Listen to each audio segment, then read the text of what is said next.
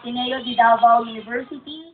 I am taking up Business Administration major in Public Administration. Oh.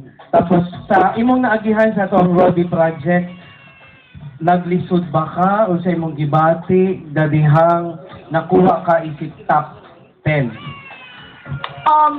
Sa tinuod lang ug sa walay pagduha-duha, dako jud kayo kong pasalamat ug hasta pagka-overwhelmed na ko na nakasunod ko sa top 10. Makauban pa naman sila ug makaagi sa mga training, di na yun na siya basta-basta. Wala na siya pagka-char or unsa man. Kana-kanan tinuod ug gikan sa akong dughan.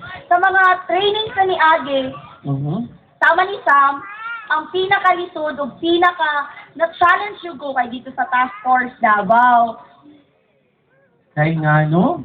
Na-challenge ko kay daghan, bag-o, o daghan kong na-realize dito sa kato na siya na training. Kay, at first, I only boxed myself learning the physical challenges and the military training. But,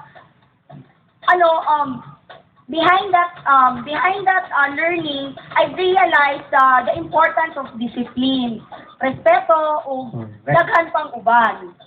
Yes. Yan. O syempre sa eskwelahan, isa na kay organisasyon sa Ateneo, isip kung sa ganito san? Yes, I am the Commission on Elections Chairperson sa Ateneo. So, lisod po siya na trabaho, dilila niya yung Giyon sa nimo pagbalanse ang imong academics at the same time I know you are also a scholar and at the same time chairperson sa inyong COMELEC and now nagnaka sa Rodi project. Giun sa na nimo tanan o kabalo ko karong pila ka adlaw lang nilabay nag-examination pagyud ka.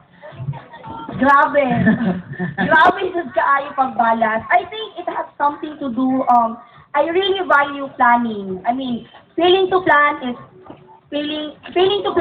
planning to fail. Actually, mo na siya ang sense. And to that, I really value planning. Sa mga daghan kayong organization na kung na member ko, sa mga kalihukan ako o mga butang sa akong kinabuhi, hinay-hinay na ako siya. I prioritize things. Una sa tanan ako ang academics, kaya syempre, kung dili ko magtinarong, di na ko maka-eskwela. O syempre, ang Rodi project, kay dire, nakita na ako na ako'y calling.